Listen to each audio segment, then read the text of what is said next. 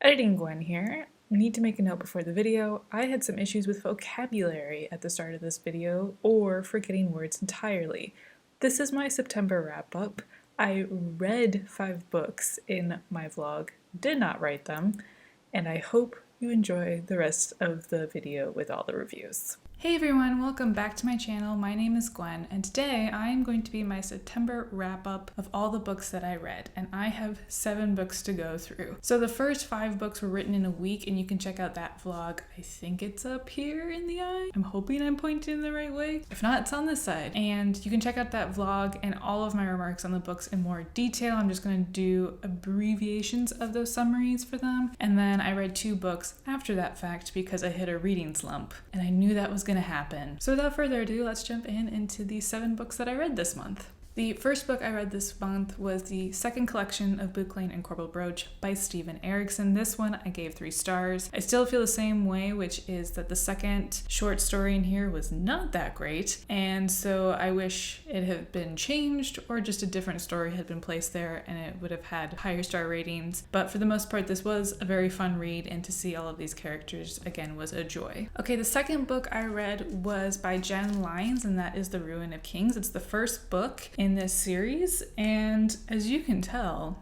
I have a different version of this book. So the book that I asked for my mother to buy when I won the bingo was actually this hardback edition because I did not like that paperback at all. But yeah, so this book I gave 4.5 stars to. I still agree with this. This book had a lot of moving plot points that were so intriguing, so enrapturing, and I loved all the side characters so much that I was still connected to the story really, really well. However, the main character did not connect to me at all. That is the one thing that I have issues with the first book, but my hope is that the following books we get less of this main character and more POVs from the other characters that I find way more intriguing and way more interesting. But I am very, very excited to continue on with this series. Okay, the next book I read was The Hobbit by J.R.R. Tolkien, or Tolkien. I've heard both ways. I read The Hobbit. I gave this 3.5 stars. This was a really fun read, but nothing more than that. I can see why it's way more of a children's book, or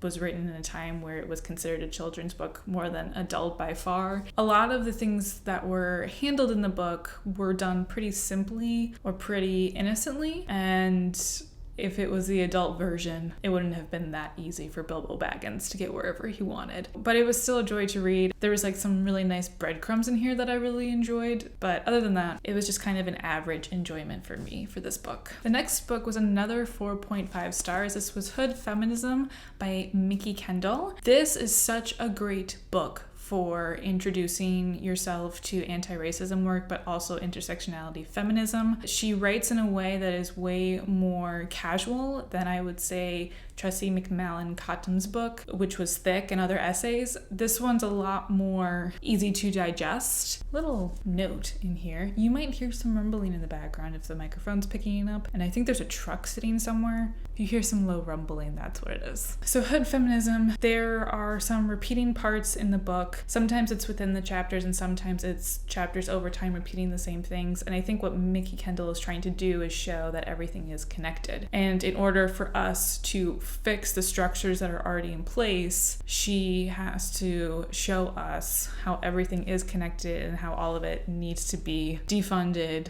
or removed entirely and put new things into communities that need it more than just putting it into communities where white people are. So that's the essence of this book. I also want to mention there's a great bibliography in the back, so if you would like to follow up with any other reading after this book, you can. There's a bunch of stuff that you can look into afterwards. So the last book from the vlog / the next book that I read was The Sorcerer of the Wild Deeps by Kai Ashante Wilson. This was a surprise for me. I did not think I was going to enjoy this book as much as I did, and currently right now it's sitting at 4 stars. I might actually bump up this book to 5. I'm not gonna lie. I can't stop thinking about it whenever I remember that I read it, and I'm just like, wow, I enjoyed that book so much. In the vlog, I know I really did go into what was enjoyable about this book and what people wouldn't like. So here's the TLDR of that. The writing style. It's flowery.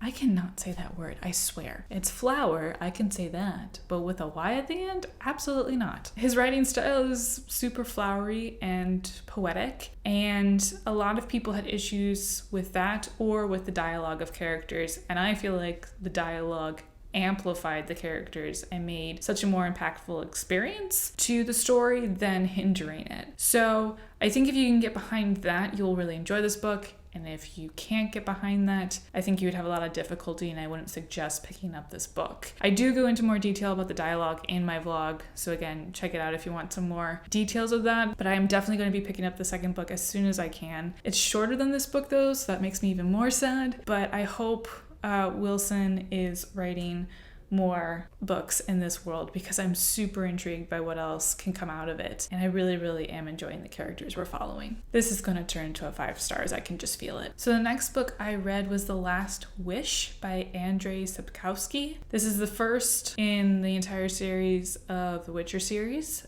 It was not the first one written, but there is a way that you're supposed to read these books that makes a lot more sense, so I'm deciding to go in that pattern than the actual timeline of publication, which is what I usually do with series. So this book is a spattering of short stories talking about Geralt the Witcher, and there is one short story throughout it that gets pulled across multiple chapters that gets an overarch of what's going on during this time frame. And I found all of it to be really interesting and captivating, and I do understand why people think the translation has some issues with it. There were some issues, I think, with some of the writing and the translation, but it really wasn't that horrible where it got me out of the stories. So if I didn't say it already, I gave this book 4 stars, and I am definitely going to be continuing on with the series. I'm very excited to see where Geralt goes in the future. Okay, and the last book is one that I was not expecting to pick up this month, and then I kind of looked at it on my shelf and I was like, I've had this on my bookshelf for a while, and I know it's one of the oldest books that is on my TBR that I have, so let's try it out, let's see how it is. And that book was The Last Stormlord by Glenda Lark. This is a very meaty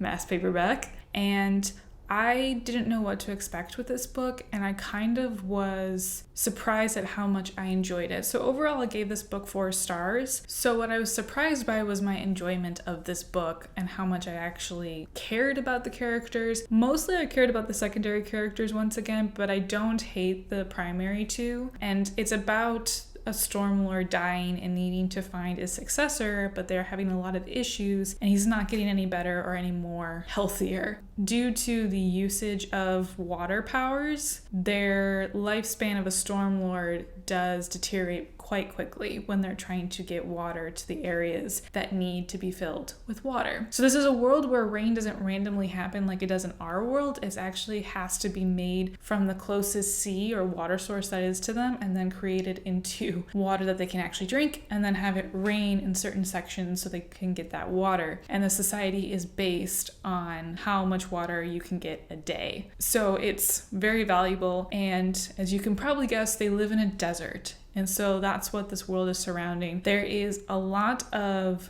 backstabbing that's really enjoyable to follow. There's a lot of secrets that get uncovered, and there's also a really cool artistic magic that gets focused on as well in this book that I found really intriguing. The problem that I had with this book was, even though it was really intriguing, the premise of it, it still felt like an average fantasy book and not like something new was given. I felt like I could predict a lot of the movements or a lot of the beats that were going to happen throughout the book, but I am going to be continuing on with this trilogy. It is 3 books and it was written in 2009 to I think 2011, so it is pretty considerably dated than what most people are reading now, but I have been really enjoying it, and it was a quick read whenever I picked it up, so I didn't find a lot of reasons to dislike the book. But yes, another book that I will be continuing on into the future, hopefully in November/December. So that is it for what I read in September. Thank you so much for watching. I do appreciate it. As always, linked down below are petitions and donation links for the Black Lives Matter movement, along with anything else that is currently happening in the world. There are also my social media links if you'd like to follow me anywhere else. And I will see you in my next video. Bye!